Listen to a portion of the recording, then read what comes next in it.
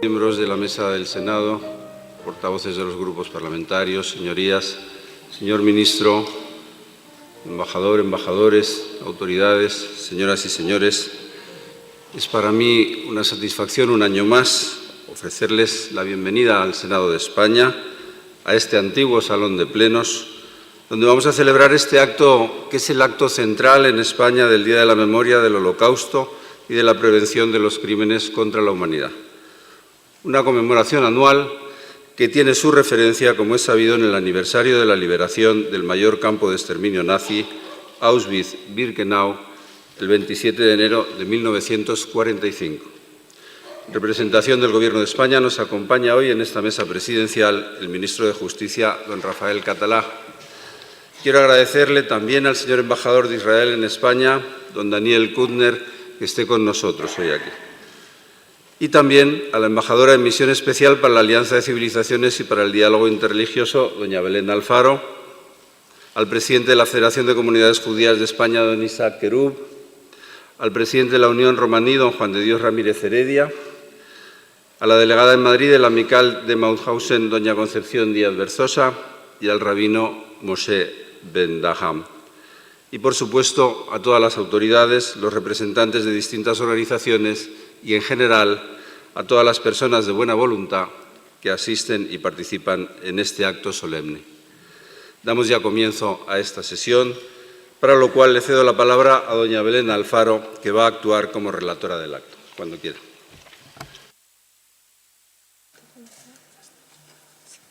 Gracias, señor presidente. Da comienzo el acto de conmemoración de la memoria del Holocausto y prevención de los crímenes contra la humanidad. Se trata de un acto solemne y al mismo tiempo sobrio, de recuerdo de las víctimas, por lo que se ruega no aplaudir tras las intervenciones o los intervalos musicales. España, como miembro de la Alianza Internacional para la Memoria del Holocausto, reafirma el incondicional apoyo a la Declaración de Estocolmo del año 2000. Ello conlleva nuestro compromiso a recordar y a honrar a las víctimas del Holocausto y nos comprometemos a combatir el antisemitismo, el racismo y los prejuicios contra los gitanos. En primer lugar, se escucharán las voces de las víctimas. Por las víctimas judías interviene don Isaac Querub, presidente de la Federación de Comunidades Judías de España. Posteriormente se interpretará al piano por Jorge González Cabello y al violín por Rocío González Cabello, Bojateruf Geta, composición de Jorge González Cabello, inspirada en los héroes y las víctimas del gueto de Cracovia.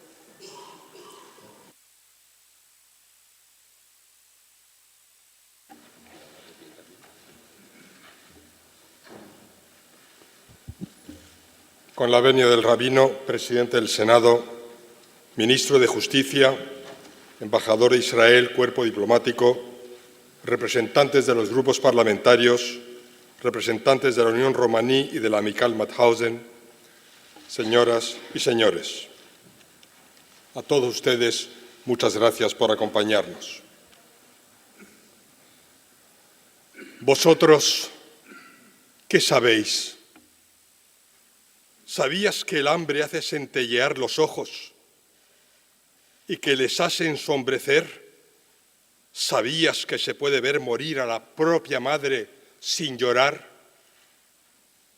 Vosotros, ¿qué sabéis? ¿Sabías que por la mañana se desea la muerte y por la tarde se la teme? ¿Sabías que un día es más largo que un año? ¿Que un minuto es más largo que una vida? ¿Sabías que los huesos son más frágiles que los ojos? Los nervios son más fuertes que los huesos. ¿Que el corazón es más duro que el acero? Vosotros, ¿qué sabéis? ¿Sabíais que el sufrimiento es infinito? ¿Que el horror no tiene límites? ¿Lo sabíais? Vosotros, ¿qué sabéis? Con este poema de Charlotte Delbo, superviviente de Auschwitz, recordamos hoy a los 6 millones de judíos asesinados por el nazismo, todas ellas personas inocentes que perecieron en la noche más oscura de la humanidad. Amparados en la solemnidad de este acto, rendimos homenaje a la memoria de las víctimas del peor crimen de la historia, la Shoah. No son sus escalofriantes números ni sus inenarrables métodos. No solo. La inmensidad criminal del Holocausto reside en su singularidad, en su planteamiento único y perverso, en su concepción ideológica, esto es, la eliminación total e indiscriminada de un colectivo humano entero como procedimiento necesario hacia la consecución de un orden social puro. La ejecución singular del Holocausto está así enraizada en los rincones más primarios y sombríos de la condición humana y del mal absoluto, encarnado en el propósito nacionalsocialista de borrar a los judíos del orden natural por el mero hecho de existir. Hitler fue claro al categorizar al judío como un ser fuera de la naturaleza. En este sentido, el Holocausto no es un problema judío. El Holocausto, la Shoah, es en su acepción más absoluta y profunda un problema humano. Como sentenció Wiesel, Premio Nobel de Paz y conciencia viva de la memoria del Holocausto hasta su muerte el pasado mes de julio, en el Holocausto no solo murieron judíos, también murió la condición humana. En el Día Internacional de la Conmemoración de la Memoria de las Víctimas del Holocausto, alzamos nuestra voz al unísono para que las víctimas no caigan en el olvido. Entre nosotros está Nanette Kabeli, superviviente del campo de la muerte en Auschwitz, y Rolda Genelde, superviviente deportada a Siberia con 2 años, cuando sus padres huían de las tropas nazis, y luego encerrada en diferentes campos para desplazados. La presencia de ambas, su testimonio, su luz y su sentido de la responsabilidad dignifican este solemne evento. Nos congregamos, unimos fuerzas y clamamos abiertamente que nunca jamás permitiremos que vuelva a ocurrir. Y lo hacemos todos, judíos y no judíos, ciudadanos conscientes y comprometidos, seres humanos que entienden que la vida en común debe estar regida por un código ético de respeto al prójimo, de responsabilidad personal y de protección al más débil. De hecho, tras la Shoah, la comunidad internacional se conformó en torno a este código, como prevención a los genocidios y a los asesinatos en masa. Y así, la Carta de las Naciones Unidas reafirma la fe en los derechos fundamentales del hombre, en la dignidad y el valor de la persona humana. Fue el filósofo y escritor español George Santayana quien dijo que los que no pueden recordar el pasado están condenados a repetirlo. Indudablemente, el recuerdo se sitúa como una de las más importantes tareas para que el Holocausto no vuelva a suceder. Sin embargo, el recuerdo no es el único pilar que nos libra de la barbarie. Recordar a las víctimas es necesario y vital, pero insuficiente. Tenemos el compromiso de cumplir con el deber que nos encomienda la voz de Auschwitz. Evitar que ningún proyecto político o social pueda prosperar sobre la sangre o el sufrimiento del prójimo ya sea este diferente o no. Y esta ardua y difícil tarea requiere de un mayor esfuerzo colectivo. Este objetivo supone que debemos estar en situación de alerta permanente. Prueba de ello es que las lecciones del Holocausto siguen más vigentes que nunca.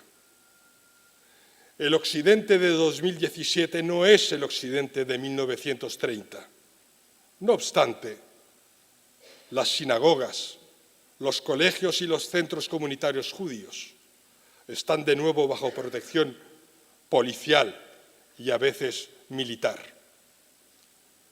En esta Europa, testigo y protagonista del Holocausto, siguen muriendo judíos por el hecho de serlo. El terrorismo yihadista y los movimientos xenófobos siguen avivando la llama del antisemitismo.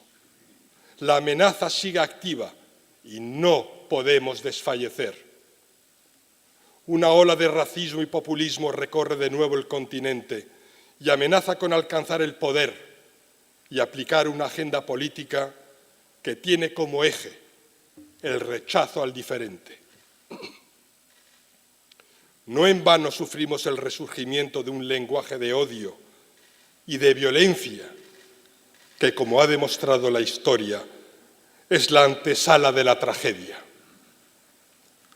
En sus múltiples manifestaciones, el antisemitismo se ha caracterizado por el uso de un lenguaje tóxico y acusador, como preludio del acoso y del derramamiento de sangre.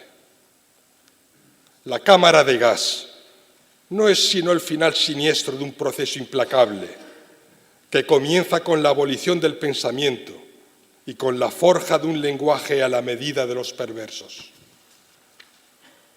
Siempre que se ha azuzado el fantasma del odio y la violencia contra los judíos, se ha fraguado la tragedia.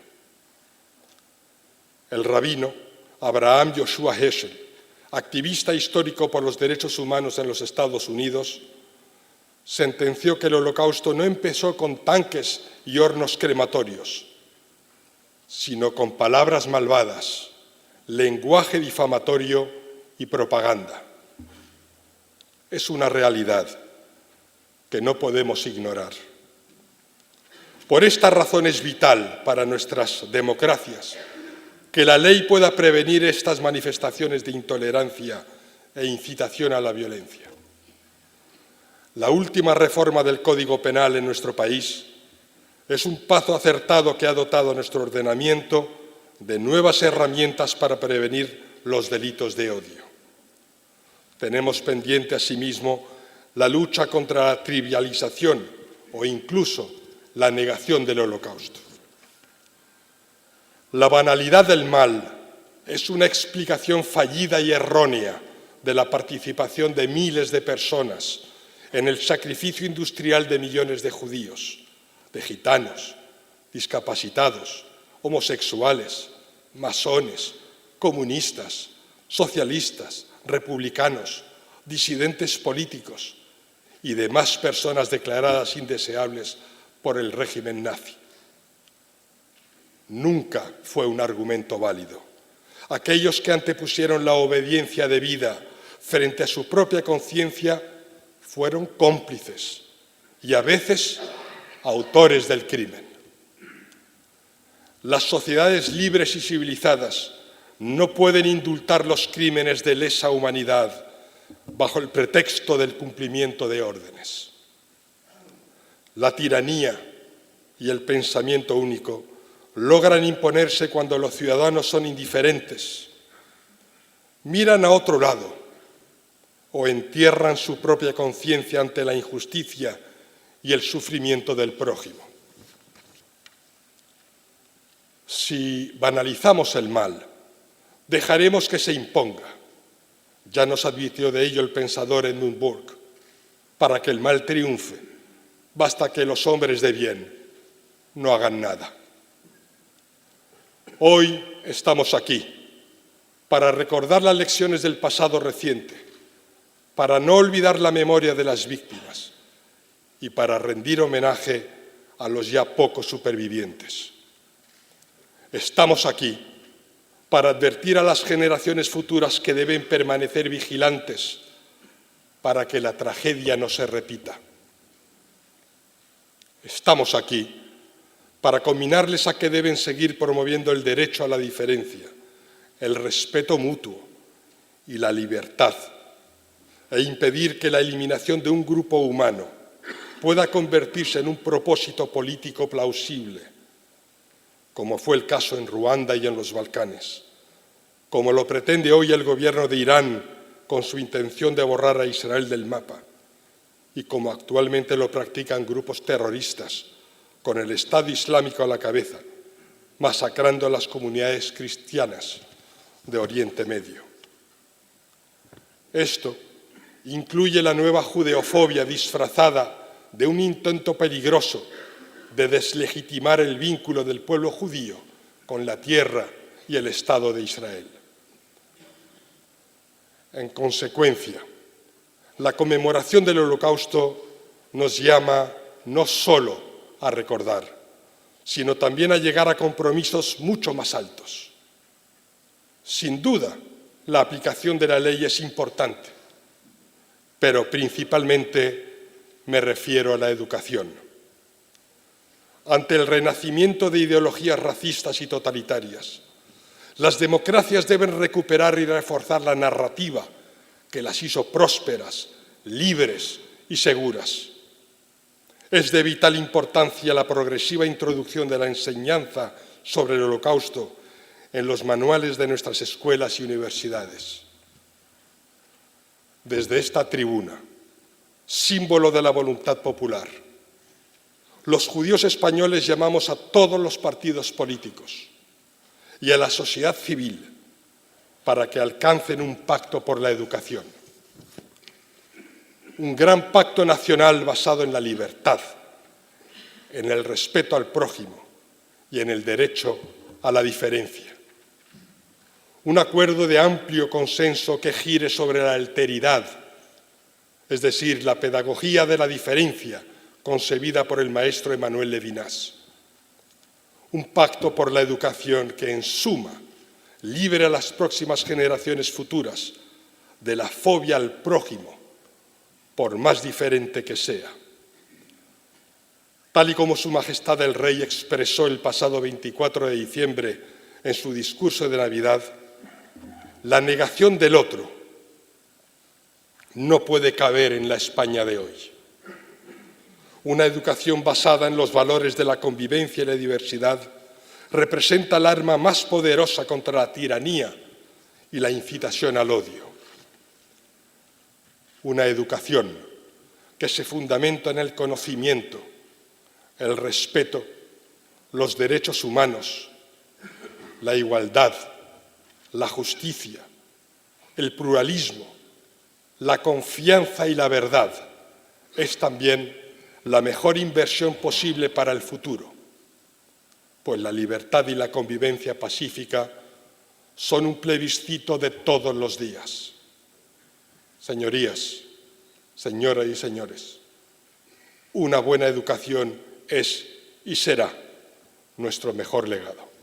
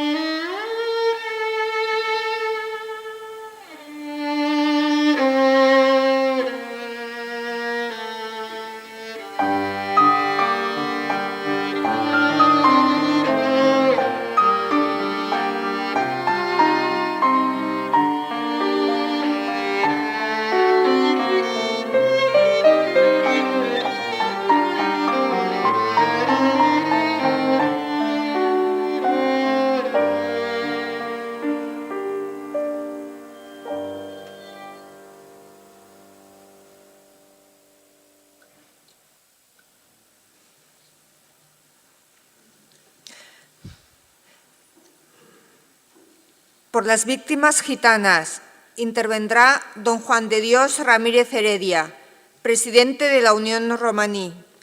A continuación, se interpretará al piano por Jorge González Cabello y al violín por Rocío González Cabello, Yelem, Yelem, himno tradicional gitano nacido en los campos de concentración.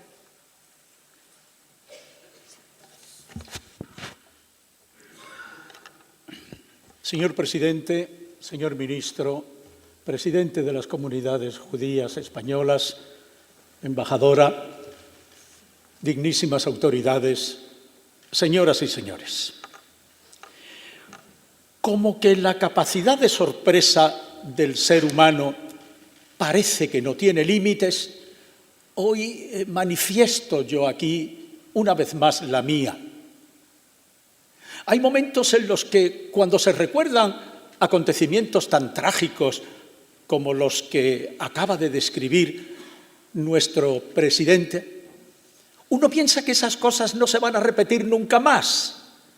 Cuando los medios de comunicación especialmente han sido capaces de llevar al conocimiento del mundo, con el poder inmenso de la televisión y del cine, las escenas terribles que acontecieron en aquellos 5 años, desde 1940 hasta 1945, especialmente en los campos de concentración, y uno tiene necesidad de llorar viendo esas imágenes tan terribles, el corazón humano, que es sensible, termina por pensar, no, esto no volverá a pasar más.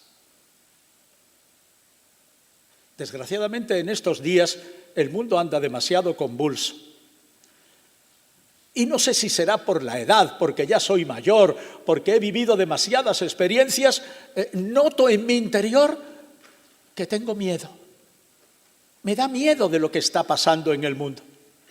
Me da miedo de que cuando en un momento la sociedad se convulsiona porque políticamente nace una ideología, nace un sistema de convivencia llamado globalización, y empezamos a entender que la globalización, algunos predicaban que era buena, otros tuvimos unas ciertas reticencias cuando pensábamos que lo que se iba a globalizar iba a ser precisamente la pobreza y la miseria y la marginación, pero al final resultó que la globalización no fue del todo mala, y ahora algunos estamos dispuestos a bendecirla. Bendita globalización, cuando los populismos del mundo nos están llevando a encerrarnos entre fronteras delimitadas, cuando se está pensando que mirándote el ombligo es como mejor puedes defender tus intereses personales o colectivos, y a los demás que se pudran, en el peor de los casos. Durante mucho tiempo, algunos, todos los demócratas del mundo, hemos pensado que la lucha contra el crimen, contra el horror, contra la marginación, contra la opresión, tenía que estar en manos de los gobiernos democráticos que, haciendo uso del poder legítimo que les da la representación popular, iban a dictar las normas y iban a ejercer su poder para evitar que esas tragedias y esos delitos se pudieran cumplir.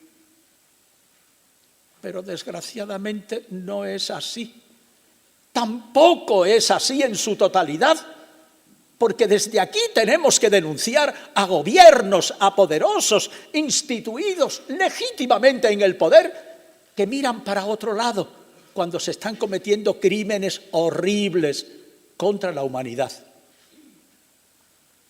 Noto en mi interior que cada año que tenéis la gentileza de invitarme a que pronuncie unas palabras en nombre de la comunidad a la que represento, al pueblo gitano en estos momentos, no sé si repetir una vez más la sarta de ignominias que contra nosotros se hizo en aquellos terribles años del genocidio, o si fijarme más en la segunda parte del título que nos convoca hoy aquí: prevención de crímenes contra la humanidad. Hoy quiero dedicar parte de mi intervención a hablar de eso, a poner el dedo sobre la llaga, a que no podemos estar permanentemente quejándonos, que por supuesto hay que hacerlo, recordando a aquellas víctimas gitanas, judías y de otras minorías marginadas, como muy bien Isaac Querub ha pronunciado anteriormente aquí. Creo que tenemos la obligación, señoras y señores, diputados y senadores que nos acompañáis hoy, que sois en definitiva la voz del pueblo, de trabajar activamente para que la segunda parte del título que nos convoca sea realmente efectivo. Y hoy, cosas de la vida. A veces, querido ministro, Dios escribe derecho con renglones torcidos. Y en este acto importante en el que nos han acompañado en tantas ocasiones diferentes ministros del Gobierno, hoy está usted solo. Está el ministro de Justicia solo. Y yo tenía pensado, en la mañana de hoy, hacer un canto de esperanza a la justicia. Porque empiezo a creer más en la justicia que en los gobiernos. Porque creo que en aquella separación de poderes de la que ya habló magistralmente Montesquieu, en estos momentos, mirad un poco a vuestro alrededor cómo está el mundo y cómo está el mundo más cercano a nosotros. De tal manera que nuestra esperanza está en los jueces, que los jueces administren justicia, que interpreten adecuadamente las leyes para que el poder ejecutivo en los diferentes estados no se sienta en la obligación de tener que condescender con algunos acontecimientos y actos absolutamente reprobables, pero que en función de una interpretación de la representatividad y una esclavitud democrática, bendita esclavitud, a los votos se hacen concesiones que no deberían hacerse nunca. Nosotros decimos, y lo decimos desde la Unión Romaní, cada vez que hablamos de estas cosas, cada vez que llevamos nuestro mensaje especialmente a quienes tienen el inmenso poder en la sociedad moderna que nos ha tocado vivir, que son los periodistas, los medios de comunicación, los que son capaces de conformar en la sociedad un estado de opinión, que a los racistas ni agua. Con los racistas no podemos hablar. Con los racistas no podemos negociar, porque el racista no atiende a razones. El racista te mata.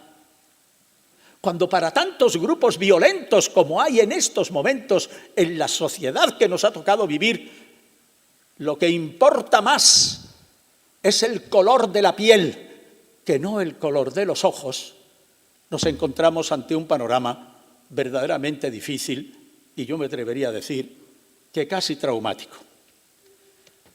He anotado aquí unos cuantos años en la génesis del Holocausto que me gustaría brevemente llevar a la memoria de todos ustedes. Hitler llegó al poder en 1933 y a partir de ese momento, ya lo he dicho en alguna otra ocasión, el pueblo alemán empieza a sufrir una transformación.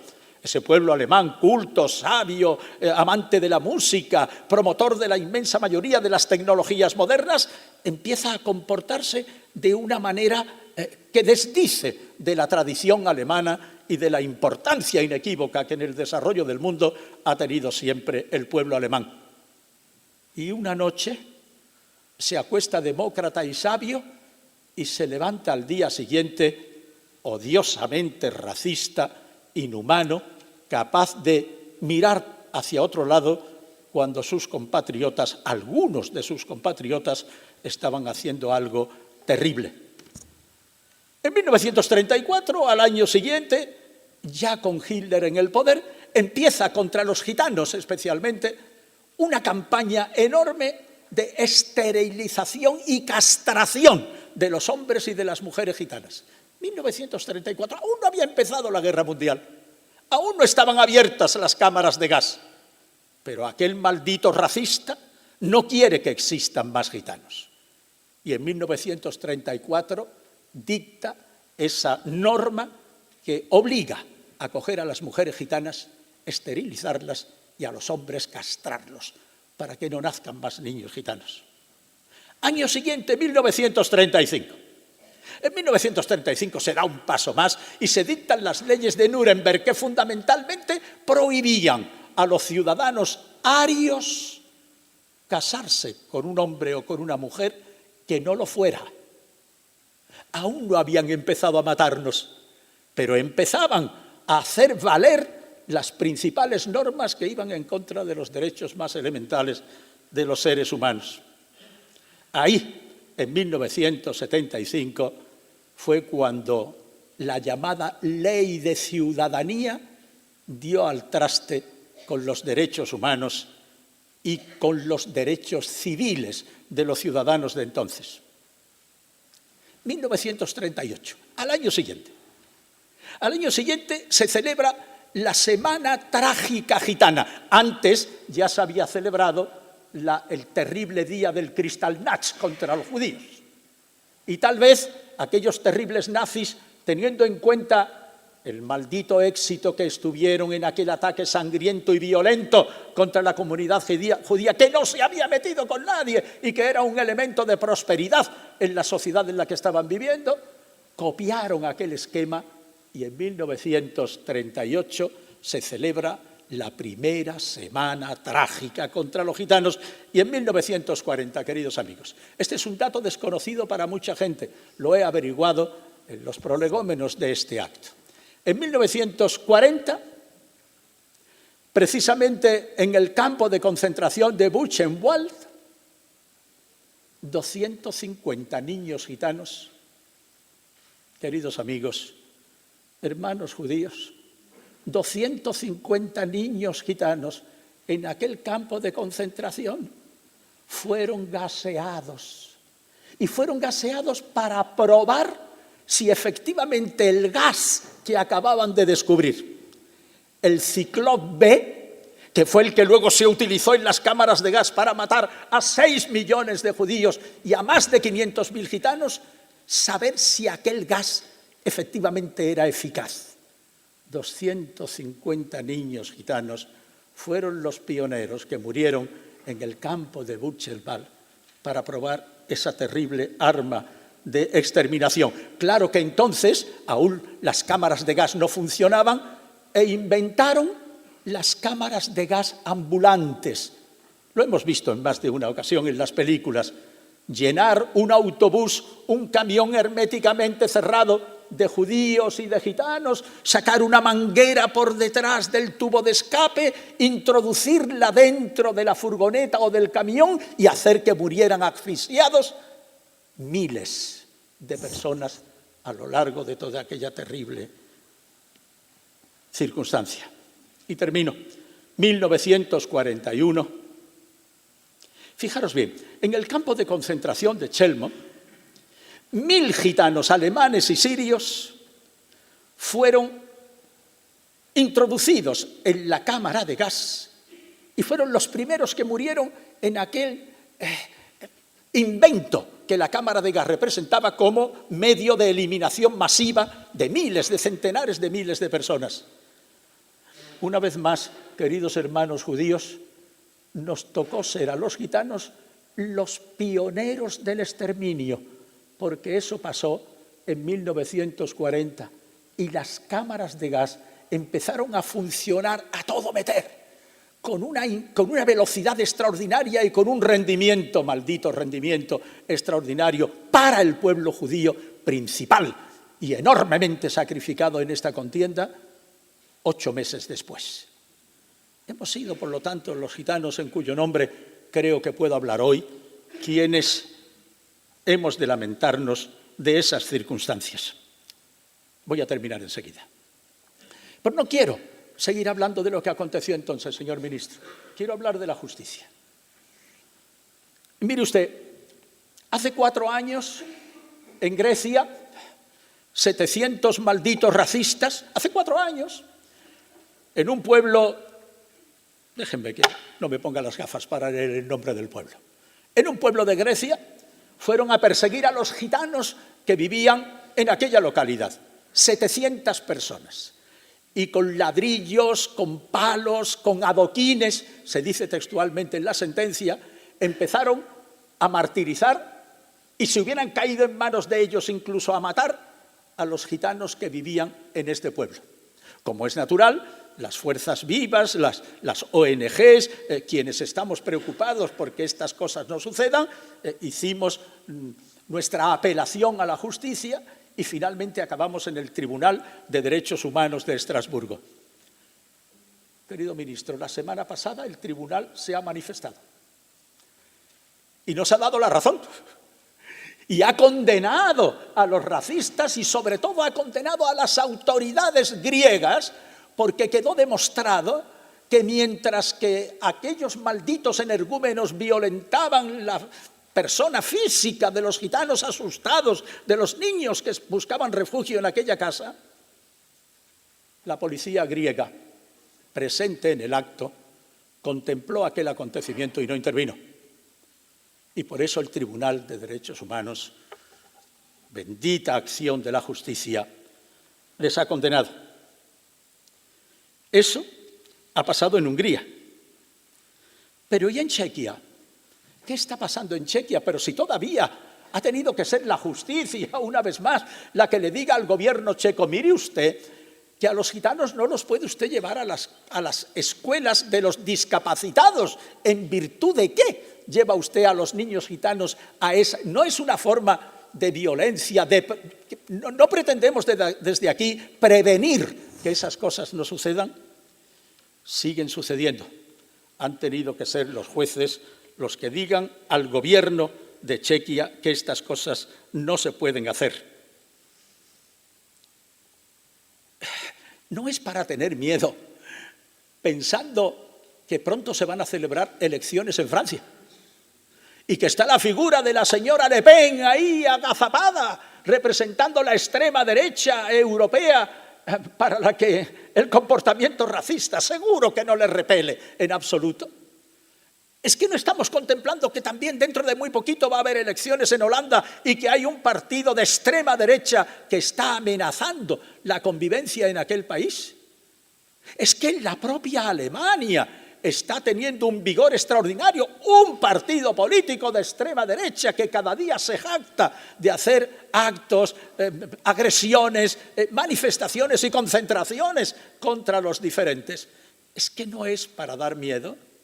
Es que no es para dar miedo que en Grecia el tercer partido que tiene más diputados en el Parlamento griego, el Jogbi, sea un partido de extrema derecha cuyo líder obliga en sus ruedas de prensa a que los periodistas se pongan en pie cuando él entra. Es que podemos ser indiferentes ante esa realidad. Hace un par de años, en esta misma intervención, recordé que en el Parlamento Europeo se había pasado de 25 diputados abiertamente representantes de la extrema derecha racista y xenófoba a 100 diputados que hay hoy, en estos momentos, en el Parlamento de Estrasburgo y que sin ningún tipo de rubor se manifiestan abiertamente racistas. Señoras y señores, señor presidente, el racismo está adquiriendo realmente actitudes y comportamientos que son incomprensibles para la gente sencilla y para quienes pensamos que no puede existir tanta maldad en el corazón de los seres humanos. Ahora resulta que se está introduciendo, especialmente contra el pueblo gitano, una forma de racismo muy peculiar y que se basa fundamentalmente en el color de la piel. Hablo con datos. Hace aproximadamente 4 años, en Grecia, casi todos los medios de comunicación escritos y algunos de televisión publicaron una fotografía de un gitano y una gitana que no podían desmentir que lo eran, por el color de su piel, por las trenzas que ella llevaba, por la indumentaria, junto a una niña rubita como un ángel, con unos tirabuzones preciosos y con unos ojos azules que eran una provocación. Inmediatamente denunciaron a aquella familia diciendo que aquellos gitanos la habían robado. Inmediatamente intervino la policía, quitaron a la niña, tuvo que intervenir la justicia y cuando la justicia intervino para averiguar aquella acusación absolutamente infundada, se comprobó que la niña era pariente de estos gitanos que vivían en Bulgaria, un matrimonio gitano búlgaro que vivía en la extrema miseria, que tenía muchos hijos y que estos parientes suyos se ofrecieron: pues si quieres nos llevamos a alguna de tus hijos, y le dieron a la niña recién nacidita. Pero en el otro matrimonio, que era un matrimonio mixto, en el que una persona era gitana y el otro no lo era, la niña sacó toda la pigmentación de la piel de la parte no gitana y por lo tanto era extraordinariamente rubita. Pero inmediatamente otro país de la Unión Europea, Irlanda, y tuvo una vez más que ser los jueces los que dijeran que eso no se puede hacer, la policía cogió a 2 niños, uno de 2 años y otro de 7 años. Estoy hablando de antes de ayer. Y se los quitaron a los padres con gran desesperación, porque eran rubios, tenían los ojos azules y los padres no. La justicia intervino, mandó a hacer la averiguación correspondiente en el ADN y se demostró que esos niños, aunque tuvieran otro color, sus padres legítimos y biológicos eran aquellos a los que se los habían quitado. Miren ustedes, permítanme la pequeña manifestación de intimidad personal. Alguna vez mis amigos o la gente con quien me cruzo me dicen, bueno, pero tú no pareces gitano. Y yo les digo, ¿y por qué no parezco gitano? Porque tú eres blanco. Y digo, bueno, pues muy bien, la pigmentación de la piel hizo que yo fuera blanco, o más blanco. También es verdad que algunos de mis hermanos no lo son, y una nietecilla mía, además, tiene la misma carita que tenía mi madre, una preciosidad de niña morenita, que no puede, igual que mi hija, que no puede desmentir que son lo que son. ¿Alguien puede dudar que esa gran figura del flamenco llamado Juan Peña el Lebrijano, Dios, cómo canta Juan Peña el Lebrijano? Es que debería ser de obligado cumplimiento el oír el disco Persecución de Juan Peña el Lebrijano, donde habla precisamente de la terrible tragedia que ha sufrido el pueblo gitano a lo largo de los siglos. ¿Y cómo era Juan Peña el Lebrijano? Demonios, más blanco que este papel. ¿Alguien puede poner en duda que era gitano? A los amantes del flamenco les remito a la mejor cantaora gitana por bulerías que ha habido en este país, mi tía, la Paquera de Jerez. El abuelo de mi tía, la Paquera, y el abuelo de mi madre, hermanos. Por lo tanto, era mi tía. ¿Y cómo era la Paquera de Jerez? Repito, la gitana que posiblemente mejor ha cantado por bulerías en esta tierra, esa ya no era ni rubia, tenía el pelo colorado. ¿Y por eso iba a dejar de ser gitana? Justamente en ese ámbito ha sido en el que nos hemos movido últimamente. Queridos amigos, voy por mucho menos de la mitad de lo que pensaba decir, pero termino, sin duda ninguna. No sé si Dios nuestro Señor me dio alguna que otra virtud. No quiero ni presumir ni tampoco pecar de falsa modestia. Sí reconozco que la virtud de la síntesis no me la dio. Termino, queridos amigos. Estamos, como decía al principio, en un momento de populismo auténticamente peligroso. No quiero alarmar a nadie, todos sois hombres y mujeres mayores con suficiente capacidad de discernimiento como para pensar que estoy exagerando los términos, pero no es la primera vez que he oído en las tertulias radiofónicas a las que soy tan aficionado, he oído a alguien decir, lo que está pasando ahora mismo en el mundo me recuerdan los prolegómenos de la Segunda Guerra Mundial. Y uno oye estas cosas y dice, no puede ser, el mundo no puede estar tan loco. No puede ser. Quiera Dios que no. Las armas que hoy existen son infinitamente más poderosas y lo que está aconteciendo en el mundo es extraordinariamente peligroso.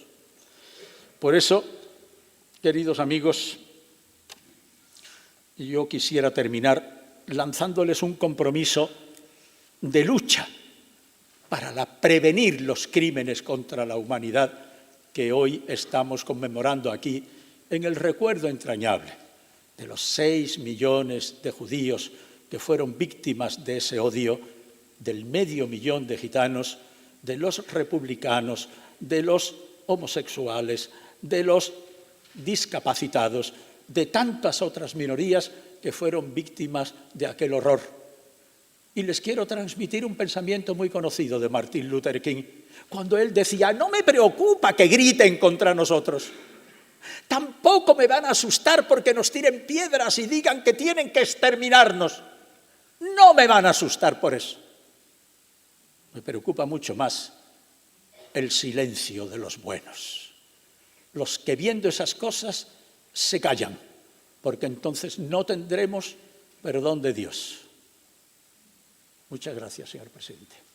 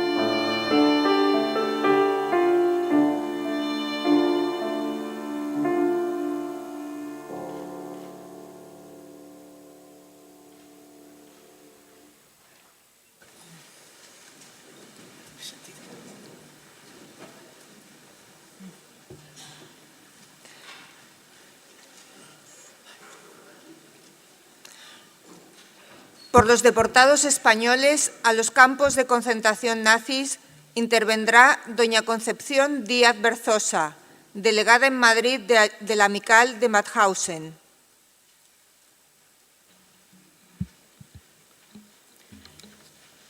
Supervivientes, señora Annette Cabelli, señora Roda Enelde, familiares y amigos de las víctimas del nazismo, autoridades, señoras, señores. Quiero que mis primeras palabras sean de agradecimiento al señor García Escudero y al señor Querub por el apoyo para que la asociación a quien represento tome la palabra en este acto de Estado del Día Oficial de la Memoria del Holocausto. Hoy lo que se conmemora es el fin de un proceso histórico único de violencia, porque Auschwitz representa la barbarie extrema. Si Auschwitz es capaz de asumir ese valor simbólico con respecto a todas las víctimas, no es porque las víctimas judías sean de primera categoría y las demás de segunda, sino porque fue un laboratorio del mal donde se implementaron todas las teorías de progreso y de fascismo, destruyendo al hombre real y concreto. La Shoah fue un proyecto de olvido, nada debía quedar, decía el historiador Vidal Naquet. Con la complicidad de la cultura occidental y la indiferencia de la mayoría de los contemporáneos europeos, nada físico debía quedar del pueblo judío para que la humanidad olvidara la aportación de este pueblo a la civilización mundial. Porque si no, los cuerpos tenían que ser destruidos, quemados, los huesos triturados y las cenizas esparcidas al viento. Este proyecto de olvido era un desafío a la memoria. De ahí que no se puede hablar de Auschwitz sin referirnos a su memoria. Lo que lo hizo único no fue que hubiera más muertos, sino que fueran más, ni que fueran más importantes, sino que era un proyecto radical de olvido. El juramento de los supervivientes en el momento de la liberación de los campos no fue la apelación a una ideología, sino a unos valores fundamentales, terminando con el grito «nunca más». Porque para ellos lo fundamental era que lo vivido no volviera nunca más. Fue tan extrema la experiencia del campo que estaban obsesionados con que la historia pudiera repetirse.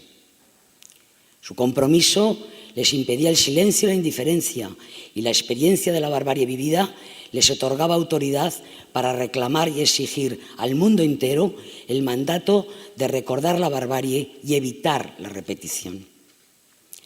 Sin memoria, las generaciones siguientes no tendrán ni idea de lo que ocurrió.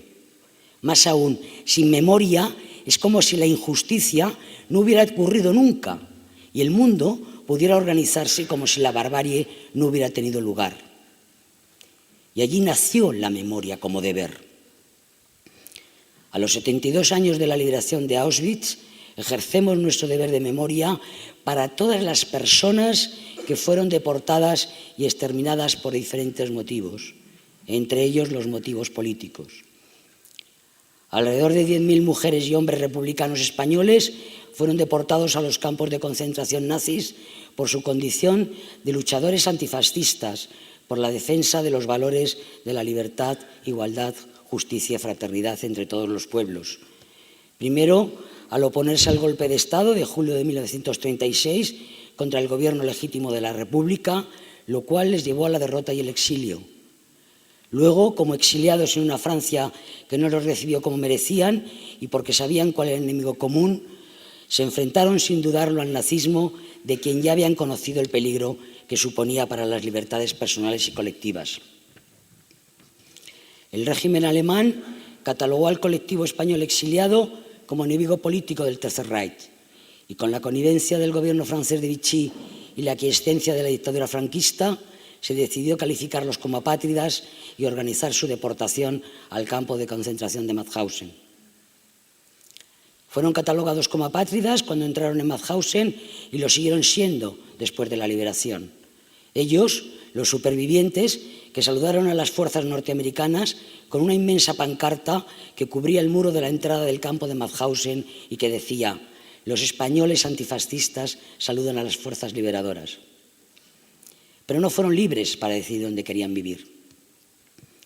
Para todos los supervivientes, los sentimientos de euforia por la liberación quedaron ensombrecidos por las pérdidas y los propios sufrimientos, pero además a los supervivientes republicanos españoles la dictadura franquista les negó a ellos y a sus familias sus derechos morales y materiales, impidiéndoles incluso la posibilidad de constituir una asociación para su amparo, en contraste a lo que sucedía en la mayoría de los países de Europa. Y así, los luchadores republicanos españoles, sus familiares y amigos, han llorado en silencio sus pérdidas, sus humillaciones y, en definitiva, su olvido.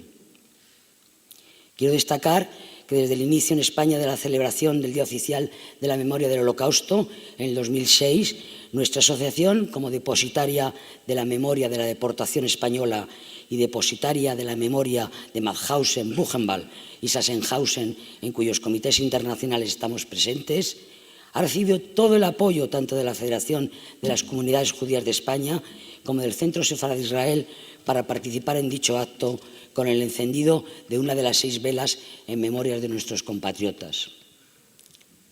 Se pueden señalar con muchos positivos del Estado español en estos 40 años de democracia la presencia en Mauthausen, aceptando nuestra invitación en los actos conmemorativos internacionales del presidente del Gobierno, señor Rodríguez Zapatero, en 2005 y de la vicepresidenta del Gobierno, señora Fernández de la Vega, en 2010. 2015 fue otro año singular cuando el jefe del Estado, Felipe VI, durante su alocución en un día como hoy, en esta misma casa, recordó sefardíes y exiliados republicanos en aquella hora histórica son hermanos de patria y de desdicha que sufrieron las aristas de un tiempo abominable. Y el señor García Margallo, como ministro de Asuntos Exteriores, aceptó nuestra invitación y nos acompañó en la conmemoración internacional en Mauthausen. Y en julio visitó nuestra sede en Barcelona para conocer nuestros proyectos y actividades. En 2016, el señor Ibáñez Rubio, secretario de Estado de Asuntos Exteriores, aceptó nuestra invitación y nos acompañó en los actos internacionales en Mauthausen y en Gusen. Y en mayo también visitó nuestra sede en Barcelona.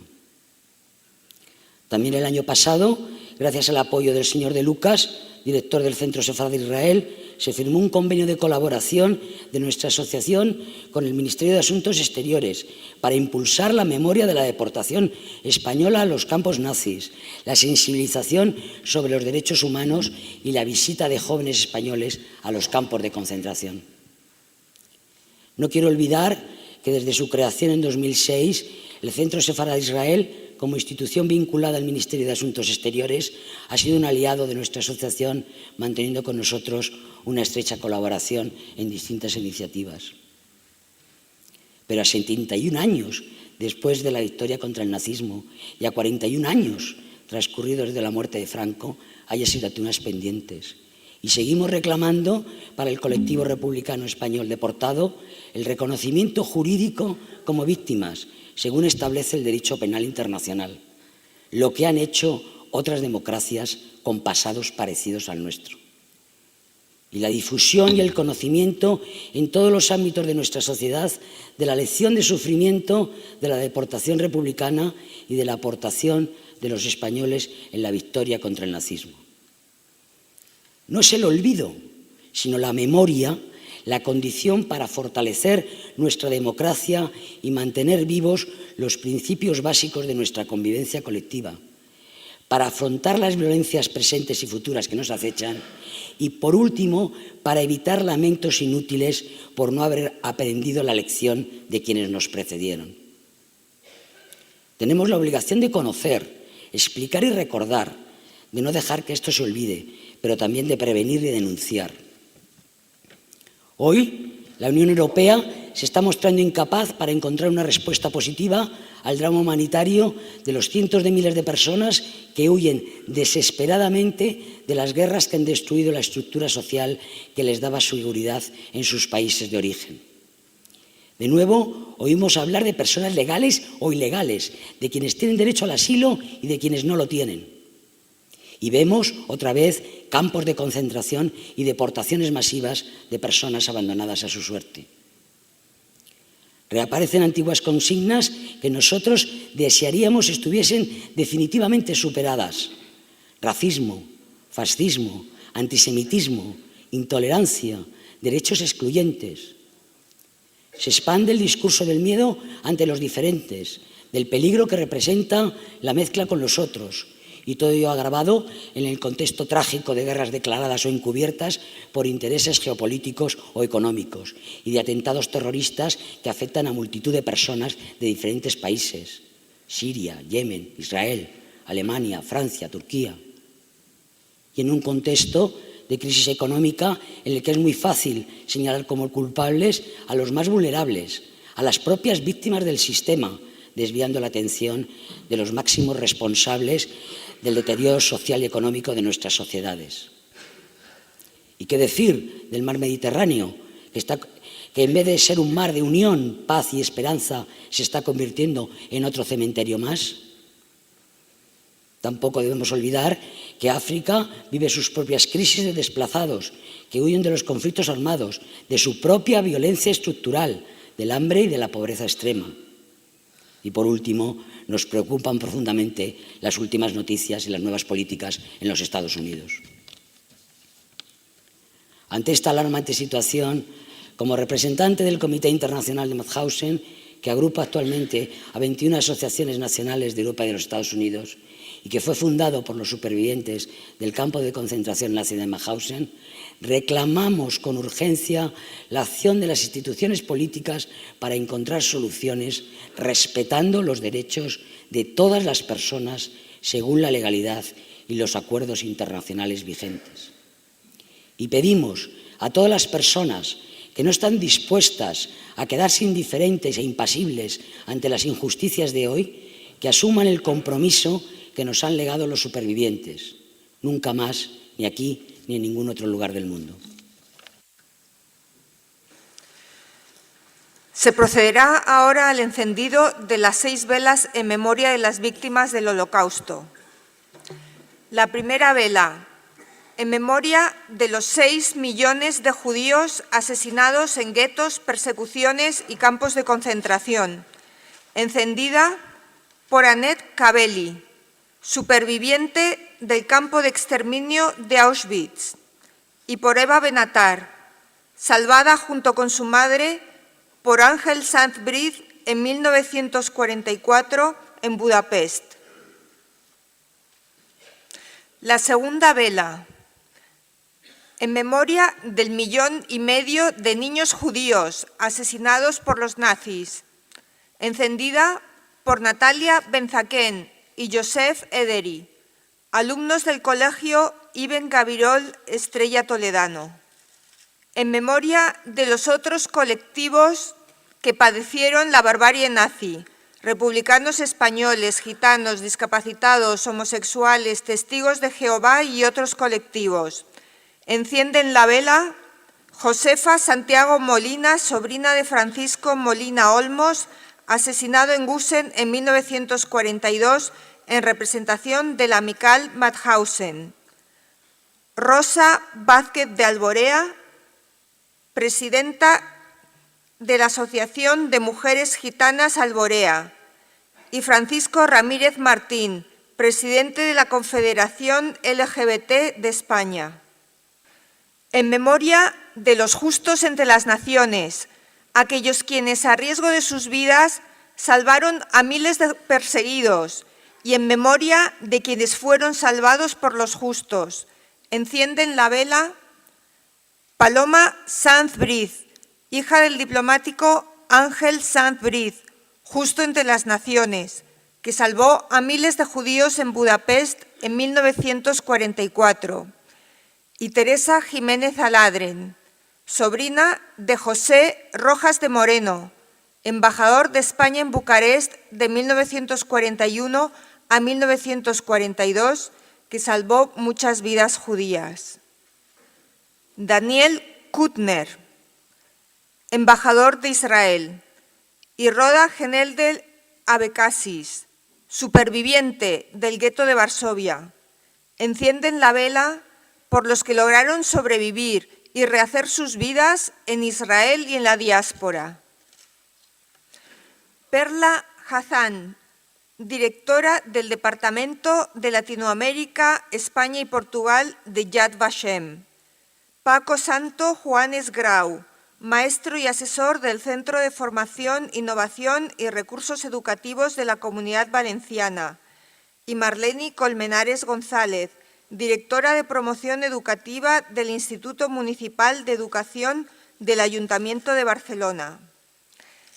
Encienden la última vela por la preservación de la memoria de las víctimas del Holocausto y de los justos entre las naciones, por la ineludible responsabilidad de luchar contra el negacionismo, rechazar el odio, combatir la indiferencia y elevar los principios de la convivencia y de la vida misma.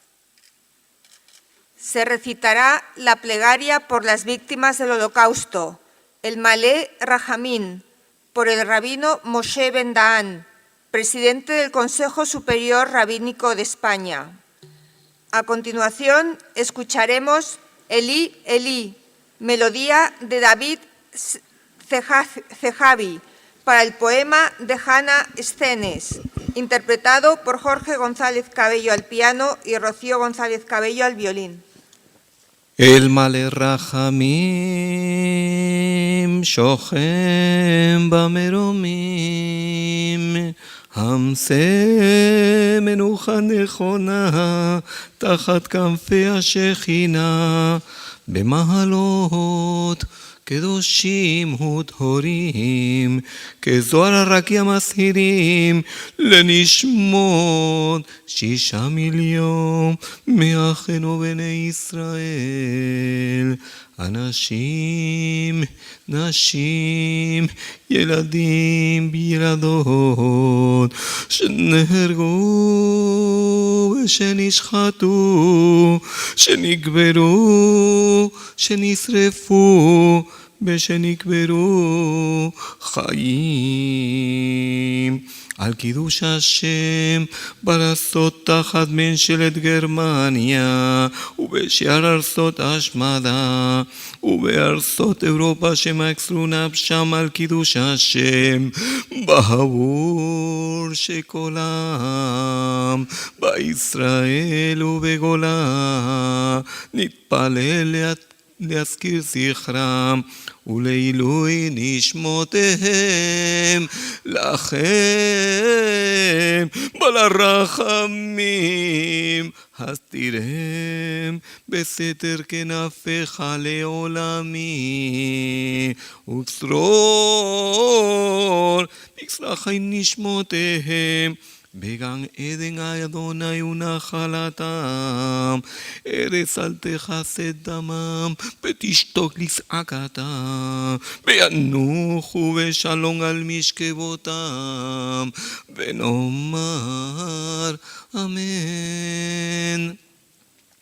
Dios, lleno de misericordia que reside en las alturas, concede perfecto reposo en el reino celestial entre los justos y los puros que brillan resplandecientes, a las almas de los 6 millones de nuestros hermanos y a todos los hombres, mujeres y niños que fueron vilmente asesinados, quemados, ahogados, estrangulados y enterrados vivos, santificando el nombre divino en los países del opresor nazi. Todos ellos son merecedores de que hagamos una plegaria para recordarles y elevar sus almas. Dios misericordioso, conserva por siempre sus almas vivas bajo tu gran presencia, descansen en paz y todos los presentes diremos amén.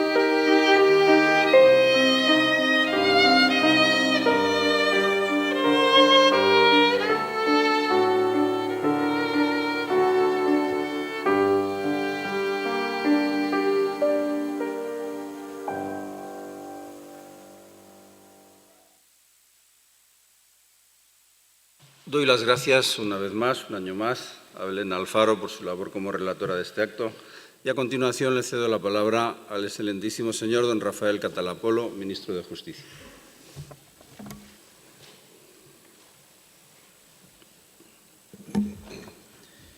Señor presidente del Senado, miembros de la mesa presidencial, autoridades, señoras y señores, decía Cicerón de Oratore que la historia es la maestra de la vida y posiblemente, como Isaac Querub también nos ha puesto de manifiesto, fue George Santayana quien mejor trajo a nuestro tiempo esa idea cuando nos dijo que aquellos pueblos que no conocen su historia están condenados a repetirla. Una parte de nuestra historia universal, que no debe ser olvidada para que no se repita nunca más, es el Holocausto. El Holocausto en cuya memoria y en la de sus víctimas celebramos este acto cada año. La obligación moral de mantener vivo el recuerdo de lo que entonces sucedió debe ir unido al compromiso también de transmitirlo a las generaciones presentes y futuras. Y esta es la misión que más de 30 Estados hemos asumido cuando hemos firmado la Alianza Internacional para la Memoria del Holocausto, de la que España forma parte desde el año 2008 y en la que participamos de forma muy activa mediante iniciativas orientadas al ámbito de la educación, como también nos decía Isaac Querub, el legislativo, los medios de comunicación o la investigación. No hay mejor marco, presidente, para celebrar este acto que las Cortes Generales, pues las cámaras nos representan a todos, representan a todos los españoles. El año pasado, muy cercano por estas fechas, falleció Francisco Rubio Llorente, que además de haber sido presidente del Consejo de Estado y vicepresidente del Tribunal Constitucional, fue el secretario general del Congreso de los Diputados en la legislatura constituyente. Recordaba Rubio Llorente, poco antes de su muerte, en una de sus muy frecuentes colaboraciones en la prensa, que la Unión Europea fue creada como una reacción frente a la devastación que supusieron las dos guerras mundiales que costaron la vida a decenas de millones de personas, obligaron al desplazamiento de una gran parte de la población y concluyó con su expresión más horrenda, el Holocausto. Decía Rubio Llorente que tras la experiencia del horror, los europeos nos vimos al fin obligados a unirnos por el espanto. La Shoah no solo le costó la vida a millones de judíos, sino que también perecieron en él europeos de todas las nacionalidades y creencias, personas con discapacidad, homosexuales, muchos millones de personas. La presencia cada año en este acto de la Unión Romaní nos trae también a la memoria el exterminio sistemático que sufrieron en esos mismos campos el pueblo gitano. En ellos, en esos campos, encontraron la muerte millones de ciudadanos y entre ellos miles de ciudadanos españoles exiliados republicanos en su mayoría. Apenas un tercio de los españoles enviados a los campos de concentración sobrevivieron. Es el caso, por ejemplo, de Francisco Boix, que falleció con apenas 30 años a consecuencia de los estragos causados en su salud por el cautiverio y cuyas fotografías del interior del campo de Mauthausen fueron claves en los numerosos procesos judiciales seguidos con posterioridad a la guerra. Sus nombres los recordamos siempre con emoción, como también la de los diplomáticos españoles que salvaron a miles de personas desde sus legaciones, emitieron pasaportes y facilitaron pasajes y salvoconductos. Para ello, extendieron la condición de sefardí a todos aquellos judíos que les fue posible, independientemente de si realmente tenían o no esa condición. Ángel Sanz Briz, José Ruiz Santaella, su esposa Carmen Schroeder, Eduardo Proper de Callejón o más recientemente Sebastián Romero Radigales, que han recibido todos ellos el título de Justos entre las Naciones por el Yad Vashem. La extraordinaria labor que realiza Yad Vashem en todo el mundo encuentra su eco en otras instituciones, como es la Casa Sefarad, el Centro Sefarad de Israel, como instrumento para la difusión de la memoria del Holocausto en la sociedad española en nuestro tiempo, mediante seminarios, debates y exposiciones. El horror que supuso el exterminio judío lo conocemos en su dimensión histórica a través de los juicios de Nuremberg, a las ruinas de los campos de concentración y a otras fuentes como las fotografías antes mencionadas, pero sobre todo lo conocemos gracias al relato de los que sobrevivieron. No hay mejores palabras que las suyas para conmemorar este acto y por eso yo quisiera terminar recordando un testimonio, en este caso el de Otto Frank, cuando en la madrugada del 6 de septiembre de 1944, en los alrededores de los andenes de la estación de Auschwitz-Birkenau, separados hombres y mujeres a un lado y al otro de las vías, es donde Otto Frank vio por última vez a su mujer y a sus hijas. Todas ellas fallecieron en ese campo y en Bergen-Belsen. A pesar de tan terrible, tan dolorosísima experiencia, cuando algunos niños, cuando algunos jóvenes le escribían cartas a Otto Frank transmitiéndole su admiración, él siempre respondía de la misma manera. Espero que el libro de Ana pueda inspirarte cuando seas mayor, para que en tu entorno puedas luchar, en la medida de lo posible, por la paz y por el entendimiento entre los pueblos y entre los hombres. Tenemos muy viva la esperanza de que los deseos de Otto Frank puedan ser cumplidos. Vamos a dar por concluida esta sesión conmemorativa del Día de la Memoria del Holocausto y la prevención de los crímenes contra la humanidad. Y no querría hacerlo sin antes reiterar mi agradecimiento a todas las personas que han colaborado y que han hecho posible este sentido homenaje del día de hoy. Hace pocos días, los medios de comunicación daban la noticia de que en las excavaciones que se están realizando en el campo de concentración de Sobibor, en Polonia, los investigadores habían encontrado un colgante de una joven judía alemana llamada Caroline Kohn. El colgante se hallaba en el corredor que conducía a la cámara de gas subterránea del campo, por lo que posiblemente su propietaria, una chica de 14 años, lo perdería momentos antes de ser allí asesinada. Sobibor fue uno de los campos de la muerte, en el que más de 250.000 inocentes fueron asesinados y que los nazis intentaron borrar de la faz de la tierra, desmantelando sus instalaciones y cubriéndolas incluso bajo capas de hormigón y cemento. Absurda y cobardemente, pretendían así ocultar las pruebas de sus horrendos crímenes para poder seguir negando la realidad del Holocausto, de esa solución final que ellos mismos habían planificado y ejecutado con una metódica, eficiente y despiadada frialdad. Sin embargo, no hay maldad ni necedad suficiente en el mundo para poder ocultar o negar la existencia del Holocausto. Porque, al igual que ha sucedido con el colgante de la desventurada Caroline Kohn, por más que se la quiera enterrar bajo toneladas de hormigón, la verdad siempre acaba saliendo a la luz. El Holocausto no es ni una leyenda, ni un concepto abstracto, ni mucho menos, como se dice ahora, un significante vacío.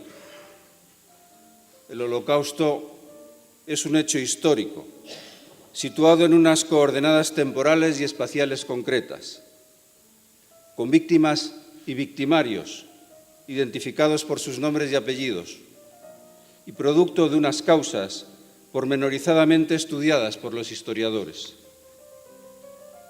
El Holocausto es así, una realidad clavada como un puñal en la memoria colectiva del género humano, un estigma que jamás podremos olvidar ni relativizar y del que solo podremos redimirnos si impedimos que nunca nada parecido vuelva a suceder, que no haya margen para ningún crimen más contra la humanidad. porque conocer y recordar el Holocausto es mucho más que un mero ejercicio de memoria histórica. Es, para todos los seres humanos, una ineludible obligación moral, porque sirve para vacunarnos contra el rebrote de los gérmenes que lo hicieron posible. Por eso hemos de estar siempre vigilantes frente al enorme peligro que representan aquellos que se valen de la política para agitar pasiones y sofocar razones. Debemos estar alerta ante quienes vienen a manipular nuestras emociones colectivas, ante quienes pretenden cautivarnos con el embrujo de sus falsas utopías y quieren que olvidemos algo tan fundamental, tan irrenunciable, como que el ser humano, cada ser humano, es un fin en sí mismo y nunca puede ser utilizado como un simple medio para conseguir nada. Tenemos la obligación no de ser pasivos o indiferentes, sino implacables contra aquellos que aviesamente cultivan el odio entre seres humanos por sus diferencias de ideas políticas o de creencias religiosas o por su identidad sexual, sus costumbres, su origen o el color de su piel. Y en nombre de la igualdad y la dignidad de todos los seres humanos, debemos alzar nuestra voz contra todo intento de excluir a nadie por el simple hecho de ser distinto. Tal es, sin duda, el mayor homenaje que solidariamente podemos tributarles a todas las víctimas inocentes del nazismo y de cualquier otra forma de barbarie. Y no únicamente en este día tan señalado que dedicamos a la memoria del Holocausto y la prevención de los crímenes contra la humanidad, sino todos los días y en todas las ocasiones. Y con estas palabras, señoras y señores, damos por concluido este acto. Muchas gracias.